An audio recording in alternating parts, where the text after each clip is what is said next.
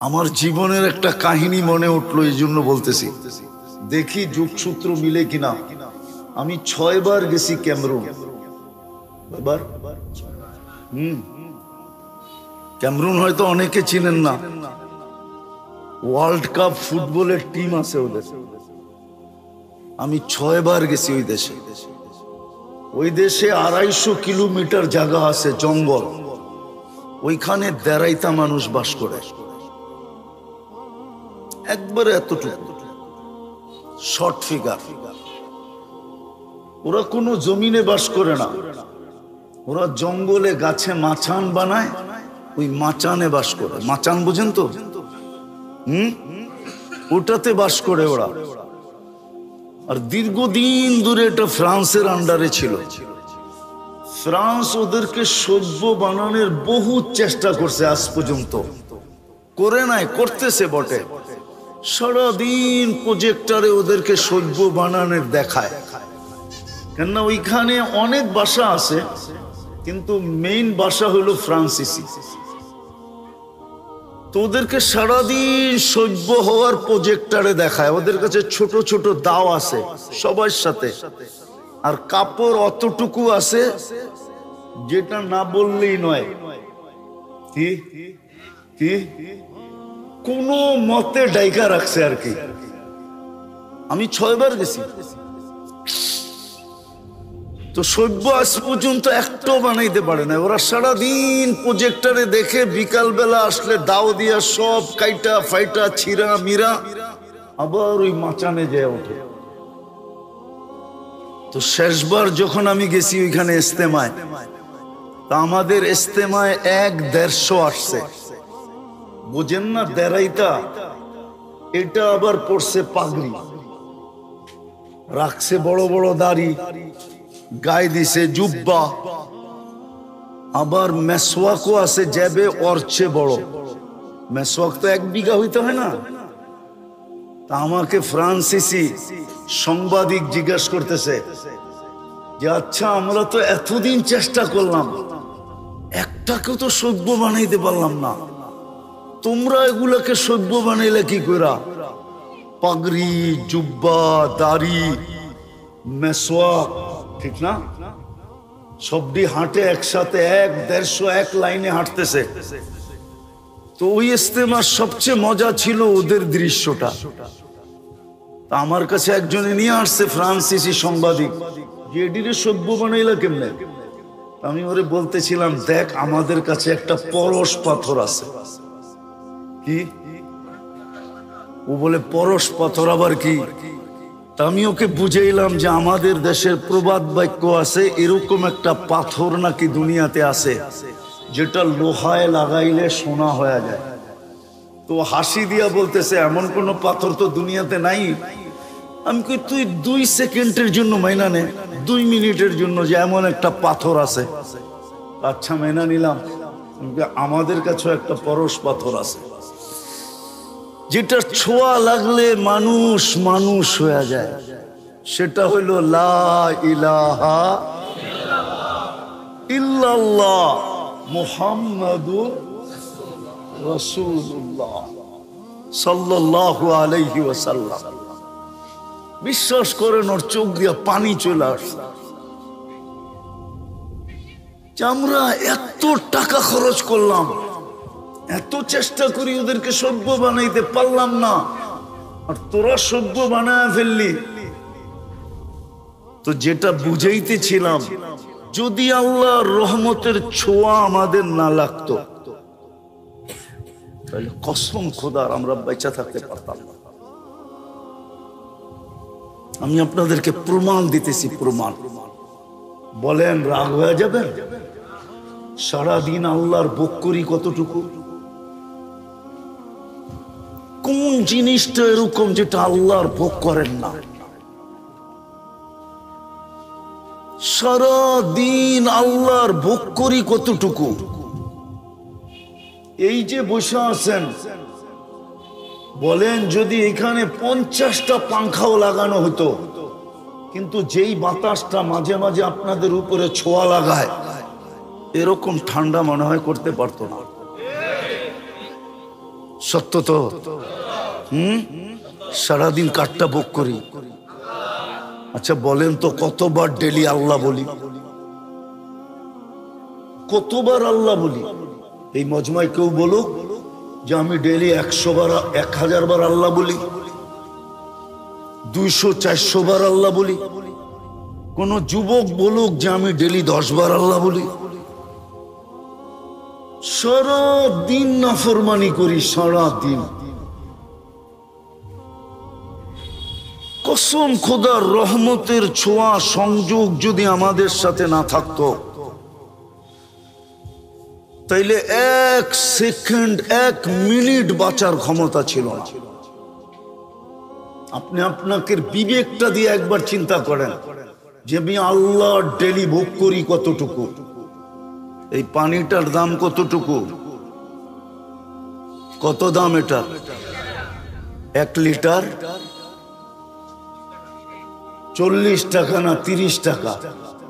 যদি পানির দামে অক্সিজেন কিনতে হতো তাহলে ডেলি 16,500 টাকা অক্সিজেনের বিল দিতে হতো। শুধু যদি পার লিটার 30 টাকা কিনতে হতো। ডেলি আমরা 550 লিটার অক্সিজেন নেই।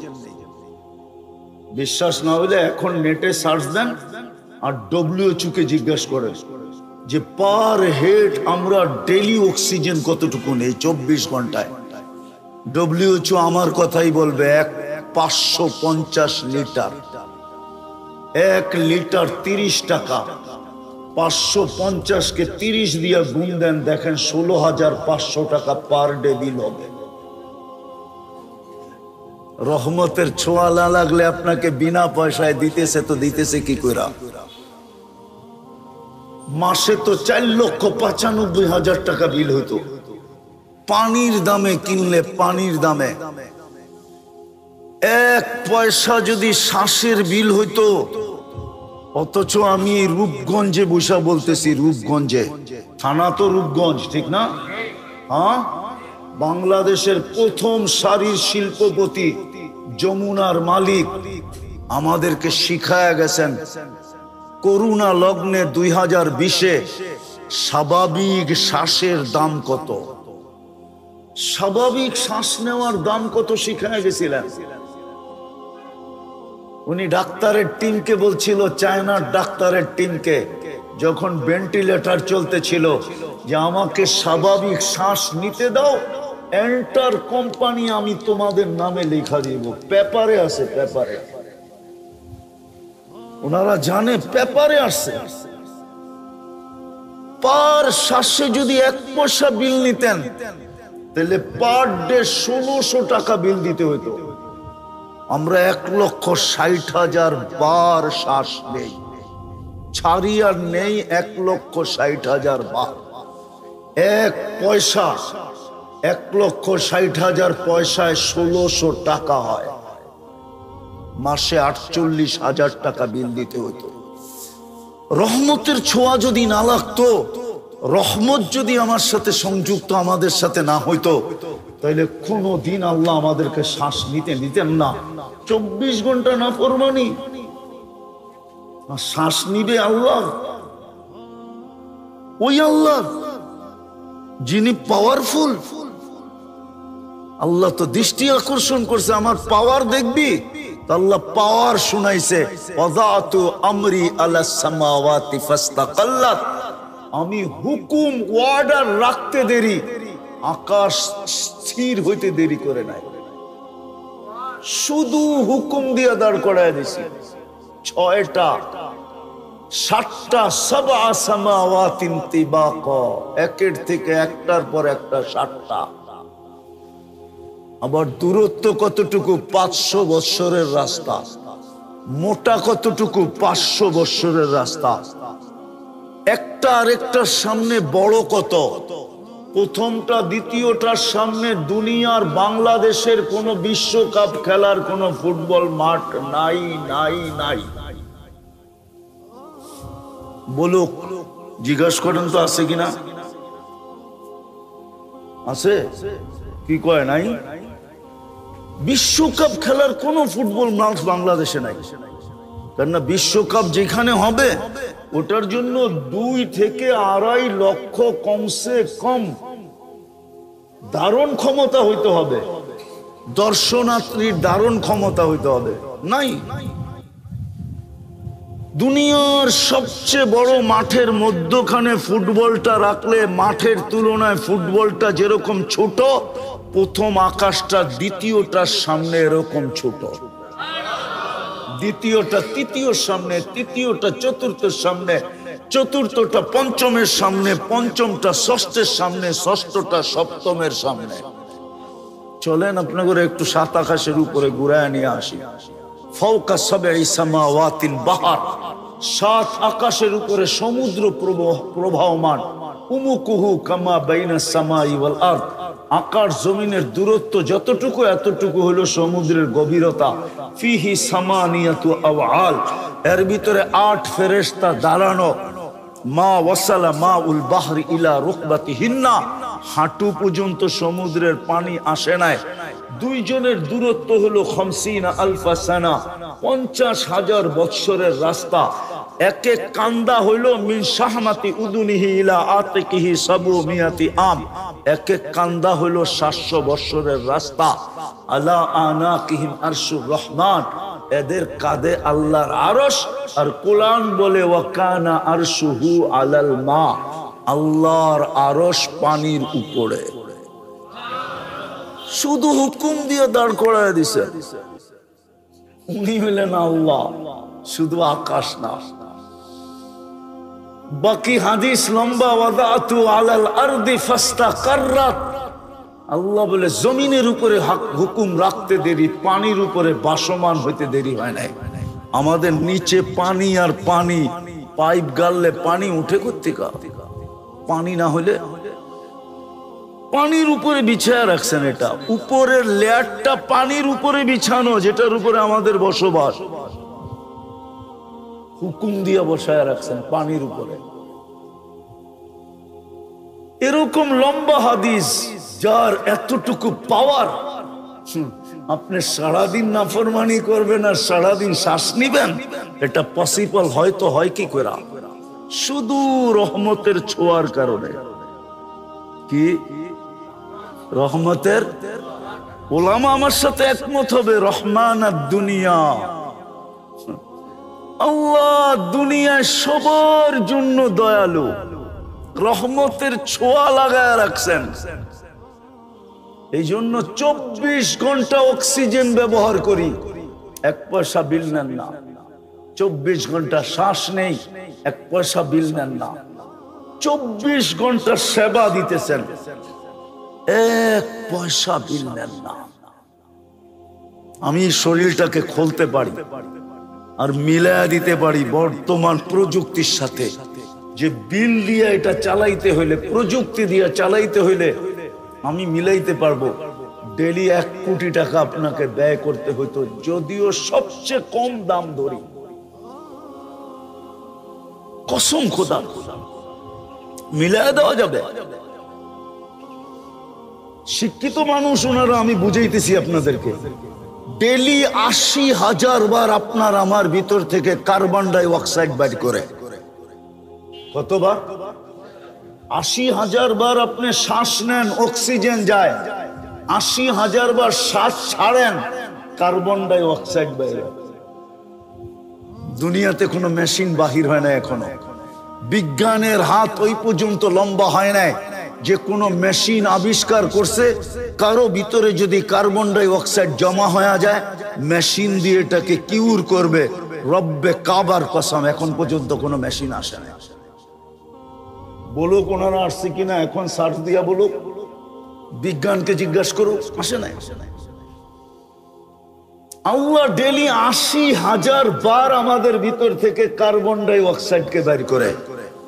24 ঘন্টা যদি বাহির না করে তো 25তম ঘন্টায় আপনার জানাজা হবে, এতে কোনো সন্দেহ নাই।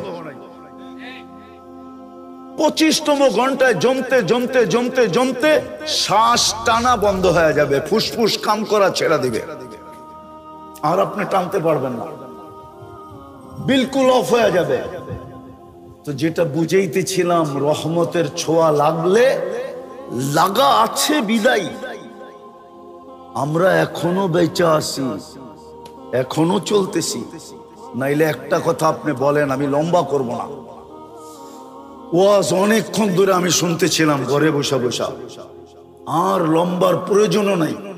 অল্পতে যদি বোঝে তাইলে বোঝা সহজ, অল্পতেই।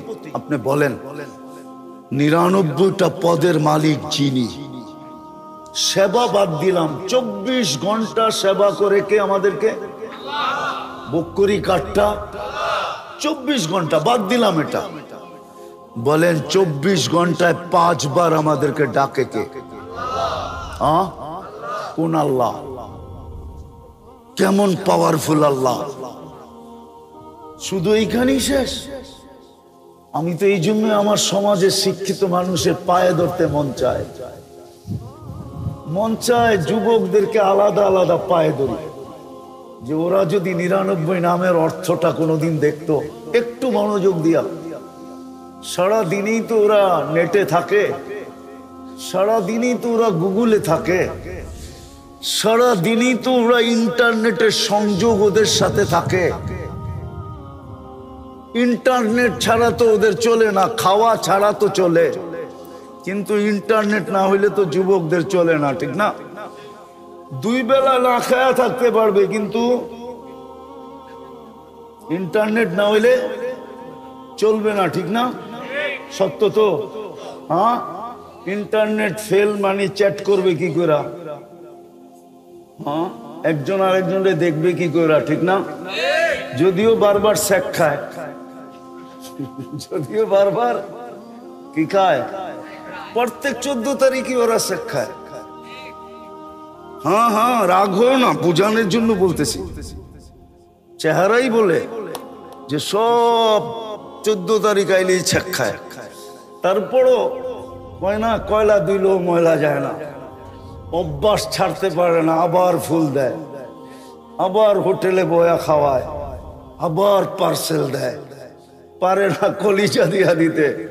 তারপরও যদি লেখা দেয় একবার জীবনে I.U, ঠিক না? তাইলেও তো ইজ্জতটা কোনো মতে বাঁচবো বন্ধুদের কাছে, ঠিক না? না আবার খেপা যায় কিনা, গাড়ি আটকায় দেয় কিনা, আবার রূপগঞ্জ, ঠিক না? তো যেটা বুঝাইতেছিলাম, আমার তো মনে হচ্ছে ওদের পাও ধরে বলি, একবার 99 নামের অর্থ দেখো, তাইলে বুঝে আসবে কোন আল্লাহ ডাকে। 99 সিফতের মালিক শুধু আল্লাহ না, যিনি রহমান, যিনি রহিম, যিনি মালিক, যিনি কুদ্দুস, যিনি সালাম, যিনি মুমিন, যিনি মুহাইমিন, যিনি আজিজ, যিনি জব্বার, যিনি মুতাকাব্বির, খালিকুল বারিউল মুসাব্বিরুল গফফারুল কহ্হারুল ওয়াহ্হাবুর রাসাকুল ফাত্তাহুল আলিমুল কাবিদুল বাসিতুল খাফিদুর রাফিউল মুইজ্জুল মুদিল্লুস সামিউল বাসিরুল হাকামুল আদলুল লতীফুল খবীরুল হালিমুল আযীমুল গফুরুশ শাকুরুল আলিয়্যুল কবীরুল হাফিজুল মুকিতুল হাসিবুল জলিলুল করিমুর রকিবুল মুজিবুল ওয়াসি আল হাকিমুল ওয়াদুদুল মজিদুল বাঈসুশ শাহীদুল হকুল ওয়াকিলুল কবিয়্যুল মতিনুল ওয়ালিয়্যুল হামিদুল মুসি আল মুবদি আল মুঈদ আল মুহয়ি আল মুমীত আল হাইয়্যু আল কাইয়্যুম আল ওয়াজিদ আল মাজিদ আল ওয়াহিদ আল আহাদ আস সামাদ আল কাদির আল মুক্তাদির আল মুকদ্দম আল মুআখ্খার আল আউয়াল ওয়াল আখির আল যাহির ওয়াল বাতিন الوالي المتوالي البر التواب المنتقم العفو الرؤوف مالك الملك ذا الجلال والإكرام المقسط والجامع والغني والمغني المانع الضار النافع النور الهادي البديع الباقي الوارث الرشيد الصبور جل جلاله যিনি 99টা পদের মালিক, উনি ডাকে, উনি ডাকে না, সে তো না আসে কি কইরা? অথচ 24 ঘন্টা বুক করে উনারটা সার্ভিস দিতেছেন, 24 ঘন্টা ফ্রি উনি। রহমতের ছোঁয়া লাগছে দেখেই তো এই অবস্থা। রহমতের ছোঁয়া না লাগলে একদিনও পারতেন না। হ্যাঁ হ্যাঁ, এই জন্যই তো ওলামা লিখতে বাধ্য হয়েছে রহমান আর দুনিয়া। হায়, দুনিয়ার সবাইকে রহমতের ছোঁয়া দিয়া দিছেন, কিচ্ছু বলেন না, শুধু এতটুকু বলে নাযিরুন কাইফা তা'মালুন। আল্লাহ বলে আমি তাকায় তাকায় দেখি তুই করিস কি, কি করিস শুধু আমি দেখতে থাকি আর চিৎকার দিতে থাকি, মান গাররাকা বিরাব্বিকাল কারীম। আমার মতো দয়ালু রব থেকে তোকে দূরে সরাইলো তো সরাইলো কে? আবার এটাও বলেন কুতিলাল ইনসানু মা আকফারা, ও মানুষ, সৃষ্টির ভিতরে তোরে শ্রেষ্ঠত্ব দিলাম, তুই অকৃতজ্ঞ হস কি কইরা? সব অকৃতজ্ঞ হয়ে গেলে মনকে বুঝানো যেত, যুক্তি ছিল যে আল্লাহ কোন সৃষ্টির কোনো বিনিময় নাই, কোনো প্রতিদান নাই, কোনো জান্নাত নাই, কোনো জাহান্নাম নাই। আমাদের প্রতিদান আছে, প্রতিদান। আমাদেরকে কিনবেন তো জান্নাত দিয়া কিনবেন। আল্লাহ ঘোষণা দিছে আমি জান্নাত দিয়া কিনবো, কাগজ দিয়া না। তোমাকে আমি জান্নাত দিয়া কিনতে প্রস্তুত। ইন্নাল্লাহ আশতারা, কোরআন বলে আমি তোমাকে জান্নাত দিয়া কিনবো। তোমার প্রতিদান আছে, তুমি সুবহানাল্লাহ বলতে দেরি, সৌরজগৎ অর্ধেক নেকি দিয়া ভরতে দেরি হয় না। অথচ সমগ্র সৃষ্টি জন্ম লগ্ন থেকে নিয়ে কিয়ামতের সকাল পর্যন্ত আল্লাহর গুণগান গাবে, গাইতেছে, গাইতে ছিল, গাইতে থাকবে। এক সেকেন্ডের জন্য বিমুখ হওয়া এদের জন্য সুযোগ নাই। লা ইয়াগফাল ওয়ালা ইয়ালতাফিত, এদিক ওদিক তাকানোর সুযোগ নাই, বিমুখ হওয়ারও সুযোগ নাই। তারফাতা আইন, চোখের পলক জপতে যতটুকু সময় লাগে এতটুকু সময়ের জন্য।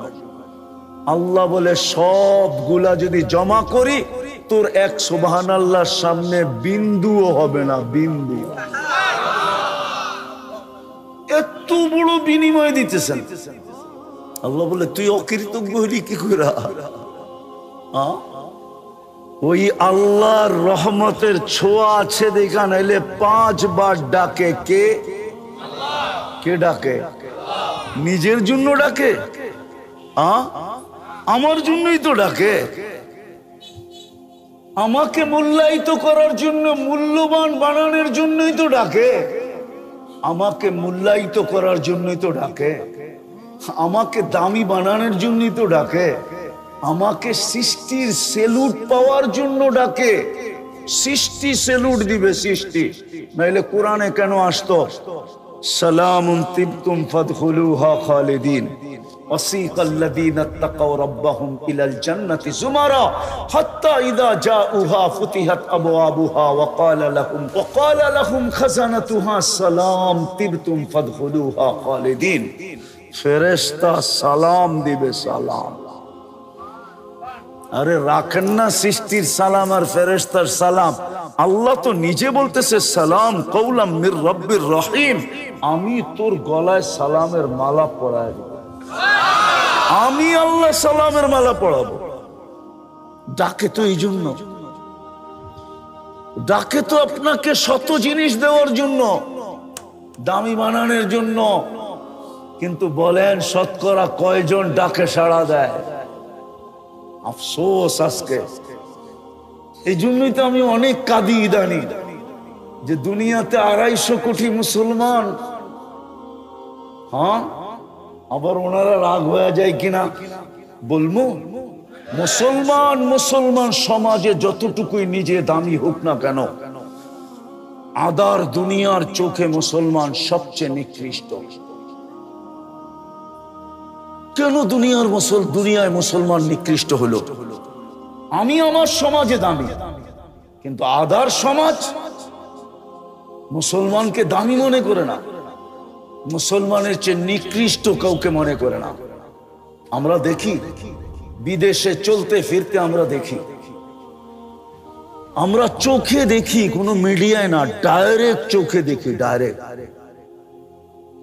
আপনাদেরকে ওই চিত্রগুলো আমি আয়না দেখাইতে পারবো না, আর পেন ড্রাইভের মতো এইখান থেকে বাহির করে প্রজেক্টরে শো করতে পারবো না। নাহলে আমি আপনাদেরকে দেখায় দিতাম প্রজেক্টরে শো করা, আমার এখানে আছে, সেভ করা আছে। সাজে গোজে ইউরোপ ফেল, এরকম সুসজ্জিত। ওই দেশের মানুষগুলো ওর নিচে, ওর মতো আপডেট না। এরকম সাজ, এরকম গোজ, এরকম পোশাক, এরকম আশাক। কিন্তু যখনই ওর পাসপোর্টটা নিয়ে, আর পাসপোর্টটাও আমার দেশের না, ওই দেশের, পাসপোর্টটা নিয়ে যখন পাঞ্চ করে, স্ক্যান করে, আর সাথে সাথে ওর চেহারাটা বিগড়ায় যায়। ইমিগ্রেশনের অফিসারের চেহারাটা বিগড়ায় যায়, কেননা 5 পাসপোর্টের কোনায় উদিত হয়েছে, ওর স্কিনে উদিত হয়েছে যেটা মুসলমান। সাথে সাথে চোখগুলা বড় হয়ে যায়, চেহারাটা বিগড়ায় যায়। 10-15 মিনিট পর্যন্ত ওকে দেখতে থাকে। তারপরে মনে লাগলে পাসপোর্ট দিয়া বলে ওকে যাও তুমি, আর নাইলে বলে আরো দাঁড়াও। আমি চিনি বাংলাদেশের মহারথীদেরকে, শুধু বাংলাদেশের না, যারা ওই দেশের ন্যাশনালিটি আমরা, আমি অনেককে চিনি। প্রত্যেকবারই তো ফ্লাইটে কাউকে না কাউকে দেখি। আপনাদেরকে আমি বুঝানোর জন্য বলতেছি, আজকে আমাদের এই দুরবস্থা কেন? 250 কোটি মুসলমান। বিবেকের পর্দা খোলেন, কাজে দিবে। যুবক তোমরাও খোলো, কাজে দিবে। কসম খোদার, আমার কথা বিশ্বাস করো। তুমি যতই ওদের রঙে রঙিন হও না কেন, যতই 14 তারিখ উদযাপন করো, যতই 31st নাইট উদযাপন করো, যতই তুমি ওদের ডেগুলা ওদের চেয়ে কোটি গুণ বেশি উদযাপন করো, তুমি কোনোদিন ওদের চোখে উঠতে পারবে না। চোখে উঠা বোঝো? কোনো দিন তুমি ওর কাছে প্রিয় পাত্র হইতে পারবে না, না না না না। কেননা ও জানে তুমি জন্ম নিতে দেরি, তোমার কাজে আজান একামত দিতে দেরি হয় নাই। আর ওটা আজান একামত ছিল না। এখন তো বিদ্যুতের যুগ, বিজ্ঞানের যুগ, টেকনোলজির যুগ। এই জন্য এখন তোমাদেরকে বোঝানো যাবে না, কিন্তু কিছু বৃদ্ধ লোক আছে, ওদেরকে বোঝানো যাবে এখনো, যারা এক সময় শীতের দিন তুষের আগুন পোহাইতো। আমাদের দেশে তুষের আগুন কি পোহাইতো না? শীতকালে তুষের আগুন দেখা যেত উপর দিয়া, বিলকুল আগুন নাই। মা বোনরা একটা কাঠি রাখতো, উপর দিয়া বিলকুল আগুন শেষ হয়ে যেত, ভিতর থেকে আবার খুঁটা খুঁটা আগুনটাকে উপরের দিকে আনতো। ওরা জানে প্রথম আজান একামতে তোমার ভিতরে একটা আগুন ঢুকায়া দিছে। কয়লা ভাঙলে যেরকম ওর পেটের ভিতরে আগুন দেখা যায়, তোমার ভিতরে ওই আজান একামতওয়ালা আগুন আছে, যেটা দুনিয়ার কেউ নিভাইতে পারবে না। এই জন্য তুমি যতই রঙে রঙিন হও, তোমাকে কোনোদিন ওরা ভালোবাসা দিবে না। যদি দিত, তাহলে আমার ছেলেরা লাশ কেন হইতো? বলো, আরে বলো না। ইউরোপে যেতে লাশ হয়ে দেশে ফিরতো কেন? সমুদ্রে কেন লাশ হইতো? সমুদ্রে কেন কবর হইতো? 30 লাখ টাকা কেন দিতে হইতো? 50 লাখ টাকা দিয়ে মেক্সিকোর বর্ডার কেন পার হইতে হয়? আমি 1-2জনকে চিনি না, শত শত জনকে চিনি যারা মেক্সিকোর বর্ডার দিয়ে আমেরিকাতে ঢুকছে। কেন ঢুকতে হতো? পোশাক আশাকে তো ওদের মতোই ছিল, চাল চলন তো ওদের মতোই ছিল।